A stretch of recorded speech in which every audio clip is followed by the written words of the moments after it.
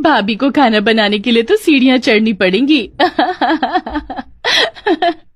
पल्लवी अनुपमा का मजाक उड़ाने लगी। असल में अनुपमा बॉनी है और इस घर में उसकी नई नई शादी हुई है। 5 साल की उम्र के बाद से अनुपमा की हाइट नहीं बढ़ी। उसे लेकर उसके माता पिता बहुत परेशान थे। पता नहीं शादी कैसे होगी इसकी। इसे कुछ सिखाओ, वैसे ही ये बॉनी है, कुछ तो खूबी होनी चाहिए इसमें। आदमियों के दिल का रास्ता पेट से होकर गुजरता है। अनु बेटी चला खाना बनाना सीख ले। तब से अनुपमा खाना बनाना सीखने लगी और समय के साथ साथ वो खाना बनाने में माहिर हो गई। उसके हाथ का खाना खाकर हर कोई उंगली चाटने लगा। वाह अनु बेटी, कितना अच्छा खाना बनाती है तू। देखना तेरी शादी किसी अच्छे घर में होगी। और अनुपमा बड़ी हो गई। उसके लिए बहुत मुश्किल से रिश्ता आया। लड़का भी बौना था, इसलिए लड़के वाले अनुपमा को घर की बहू बनाने के लिए राजी हो गए। लड़के का नाम राजेश था। राजेश से अनुपमा की शादी हो गई। अनुपमा के माता पिता गरीब थे। उनके पास मिट्टी का चूल्हा था, इसीलिए अनुपमा को खाना बनाने में तकलीफ नहीं होती थी। लेकिन ससुराल आकर अनुपमा ने देखा कि ये तो मॉडर्न रसोई है। उसका हाथ गैस के चूल्हे पर पहुंच ही नहीं रहा है।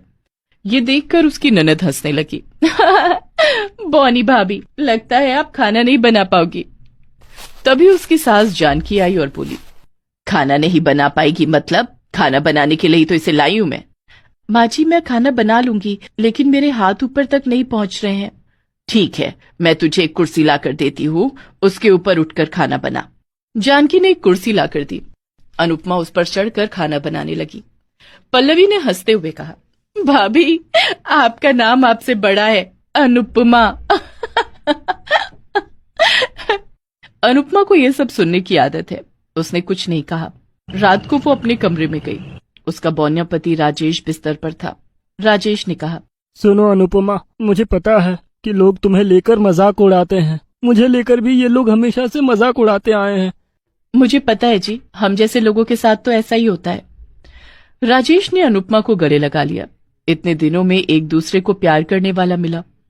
अगले दिन अनुपमा ने नाश्ते में डोसा बनाया। ये लीजिए माँ जी, मैंने आप सबके लिए डोसा बनाया है। अनुपमा की जेठानी सुमित्रा तभी नींद से उठकर आई। आओ आओ बड़ी भाभी, डोसा खा लो। डोसा? मैं ये सब नहीं खाती, मेरे लिए फ्रेंच टोस्ट बना कर ला। फ्रेंच टोस्ट वो क्या होता है? तभी अनुपमा की सास जानकी ने कहा, मायके से कुछ सीख कर नहीं आई है क्या? अब माँ जी मैं सीख लूंगी। फ्रेंच टोस्ट नहीं बनेगा तो मैं आज ब्रेकफास्ट नहीं करूंगी। हाँ। अनुपमा ब्रेड लेकर रसोई में चली गई। सुमित्रा अमीर घर की लड़की है और दिखने में भी बहुत सुंदर है, इसीलिए जानकी उसे बहुत पसंद करती है। उसका बड़ा बेटा रमेश भी अच्छी सरकारी नौकरी करता है और उसका बौना बेटा राजेश, उसे तो कुछ काम मिलता ही नहीं है। पता नहीं मैंने कौन सा पाप किया था कि मुझे ऐसा बौना बेटा मिला और उसकी वजह से मुझे घर में बौनी बहू लानी पड़ी। ये बोलकर जानकी डोसा खाने लगी और पहला निवाला लेकर उसके होश उड़ गए। अरे वाह, ये तो बहुत टेस्टी है। बहू एक बार खाकर तो देख। हाँ भाभी, बहुत टेस्टी है, खाकर देखिए। सुमित्रा ने भी निवाला लिया और उसे बहुत अच्छा लगा। अरे हाँ, ये तो बहुत स्वादिष्ट है।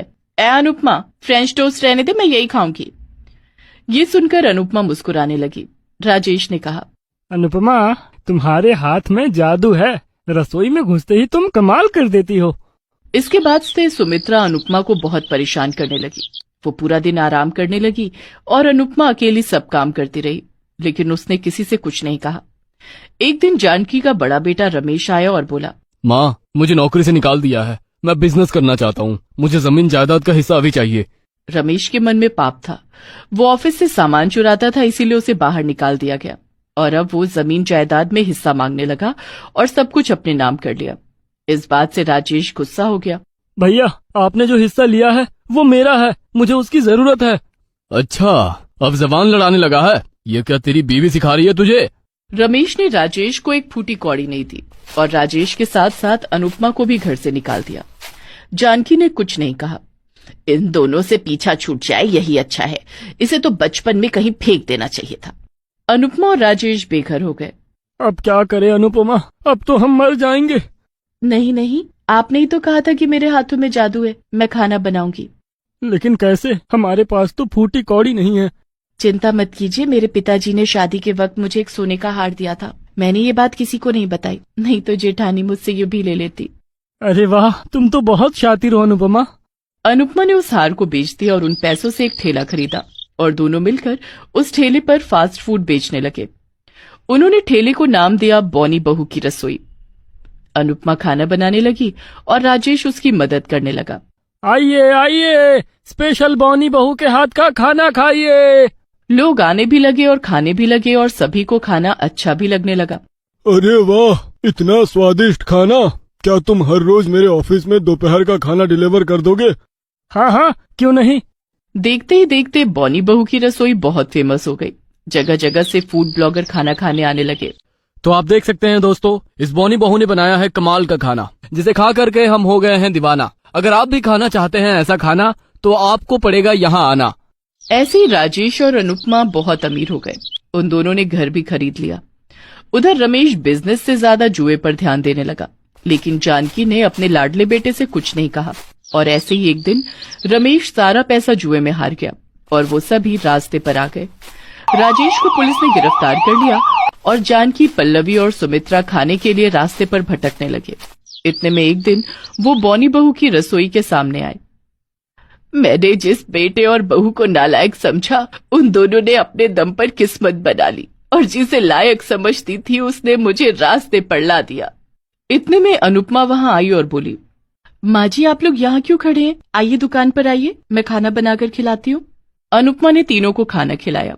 तीनों ने अनुपमा से माफी मांग ली।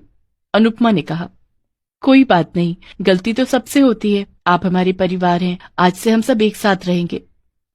तुम महान हो अनुपमा, तुम महान हो। हम सब तुम्हारी रसोई में काम करेंगे। इसके बाद सभी एक साथ रहने लगे। सभी एक साथ रसोई में काम करने लगे और ऐसे ही बॉनी बहू की रसोई बड़ी होती गई। बॉनी बहू ने दिखा दिया कि मेहनत का फल मीठा होता है।